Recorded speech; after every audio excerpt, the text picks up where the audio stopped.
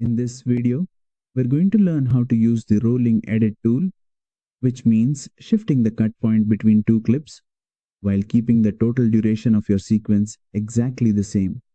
In simple terms, one clip gets shorter while the other gets longer at the same time.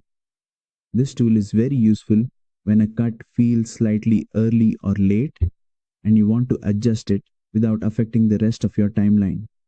Let's start. Go to the toolbar near the timeline and select the rolling edit tool.